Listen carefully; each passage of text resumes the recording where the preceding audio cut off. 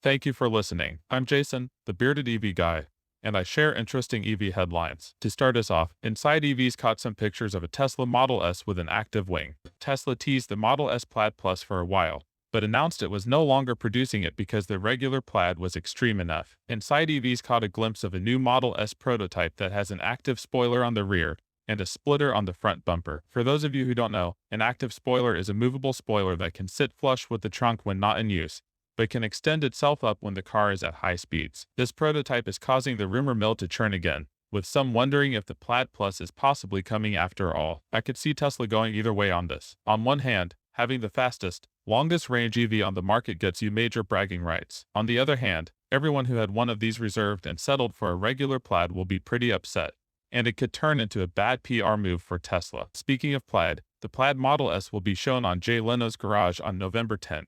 Jay Leno has always had nice things to say about Tesla, and I'm sure this will be a special episode. Jay was there when the Model S broke the quarter-mile record, achieving it in 9.247 seconds. Continuing in Tesla news, Tesla insurance is now available in Texas. This is only mildly ironic, as you can't technically buy a Tesla directly in Texas. Besides the irony, the other noteworthy part of this is the rates are based off your safety score. The safety score is based on a 100-point system and is calculated with a complex algorithm that takes factors into account such as how many times your forward collision warning went off, if your G-forces were too high in a turn, and many more. When signing up for the insurance, your score starts as 90 and begins to be calculated from there. Tesla hopes to continue releasing its insurance in more states and countries as soon as possible, but each government has its own regulatory maze that needs to be navigated. The last Tesla only headline for the day, and it's a bit of a concerning one: all pricing and technical specs have been removed from the Cybertruck order page. The unique truck was announced 2 years ago, and a lot has changed in the world since then. With supply shortages and material shortages,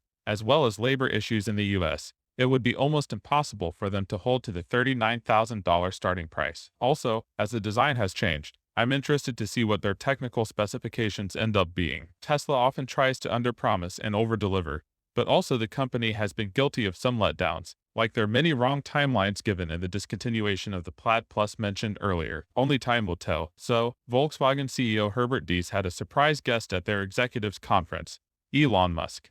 The conference was an internal initiative to help Volkswagen executives get on board with the changes that Diess wants to make. He emphasized that VW, quote, did many right things in the past. In the old world, Volkswagen is strong, but there is no guarantee for the new world. Musk joined via video conference, and the two discussed Tesla's entry into the market and the subsequent shockwave that it has caused in the industry. Diess gave the example of the recent chip shortage to show how Tesla is surpassing its competitors in its ability to react to problems quickly at scale. I personally love seeing top-tier executives collaborating like this. As the world transitions to more sustainable fuel sources and manufacturing processes, this needs to be a group effort. I hope the VW executives receive this well, and I'll be excited to see how the company pivots over the coming years. Speaking of VW, they have a wild concept for an ID. Buzz autonomous ambulance. You heard right, ambulance. The emergency vehicle is based on the VW ID. Buzz, and it is designed with no driver's seat. The front seat actually faces backwards. Their video is in German, but has English subtitles. They also briefly showed a design for a family-oriented ID. Buzz that had a table,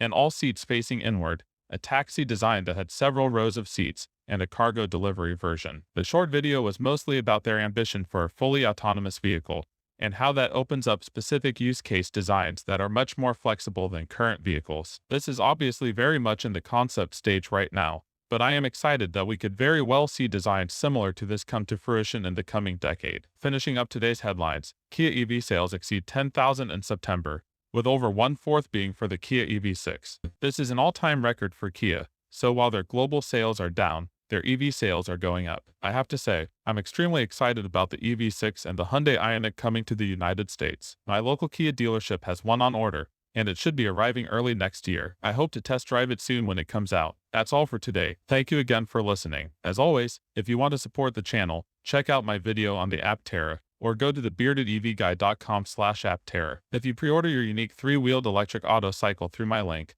you get $30 off your pre-order, and I get a chance to win one for free when they come out next year. Thanks again.